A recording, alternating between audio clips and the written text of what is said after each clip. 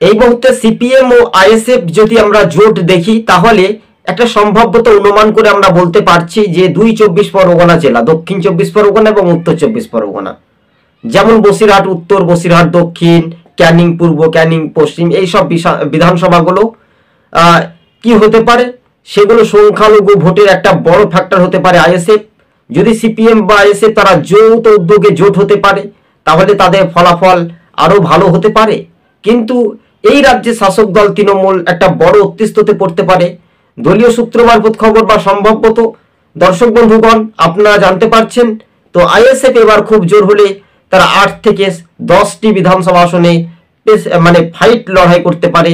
কেননা এবার সেই পথে বেছে নিতে পারে বামেরাও আইএসএফকে সঙ্গে নিতে চাইছে। কার্যত এটাই রাজনৈতিক মহলে সেটাই সমীকরণ বলছে। আইএসএফ এর চেয়ারম্যান যদি আমরা দেখি নওশাদ সিদ্দিকী, কেননা দলীয় সূত্র মারফত যেভাবে রাজ্য রাজনীতিতেই এক ধাপে এগিয়ে যেতে পারে, কিন্তু 10টি বিধানসভা আসনে 2 চব্বিশ পরগনা জেলা থেকে বাম এবং আইএসএফ তারা ফ্যাক্টর হতে পারে। কিন্তু বেশিরভাগ 2 চব্বিশ পরগনা জেলাতেই আইএসএফ সেকেন্ড তৃণমূলের সঙ্গে লড়াই করতে পারে। আবার যদি মাঝখানে এটাও হতে পারে বিজেপি যদি ভোট কাটতে পারে, মানে তাহলে বিজেপি জিততে পারে, এমনটাও কিন্তু সার্ভে রিপোর্টে বলছে দর্শক বন্ধুগণ। তবে হ্যাঁ, সবুজবঙ্গ নিউজ চ্যানেলটি ভালো লাগলে সাবস্ক্রাইব করে সঙ্গে থাকবেন।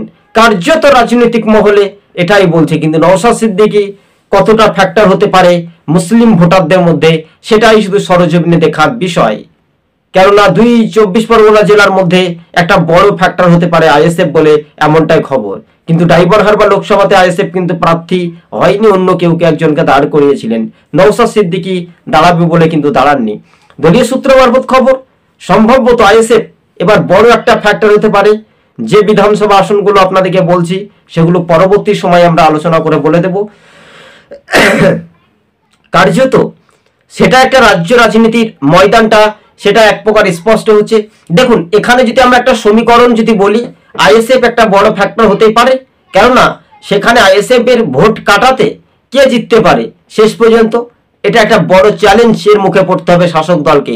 মাঝখানে কিন্তু বিজেপি মানে একেবারে হুড়মুড়িয়ে জয় হতে পারে, এটাও কিন্তু একটা সার্ভে রিপোর্টে বলছে, তাই তো? এই সার্ভে রিপোর্ট অনুযায়ী তথ্য বিশ্লেষণ করে আমরা পার্ট 1 পার্ট 2 করে তুলে ধরার চেষ্টা করছি। দর্শক বন্ধুগণ ভালো করে মনোযোগ দিয়ে শুনলে নিশ্চিন্তে বুঝতে পারবেন। আজ সবুজবঙ্গ নিউজ আপনাদের সঙ্গে 2026-এর কিছুটা মত বিনিময়, বিধানসভা নির্বাচন 294টি বিধানসভা আসনে যদি কিনা আইএসএফ প্রার্থী দিলে ভোট কাটাকাটি অঙ্কে তৃণমূল বড় ফ্যাক্টর হতে পারবে না, সূত্র মারফত খবর এমনটাই সার্ভে রিপোর্ট।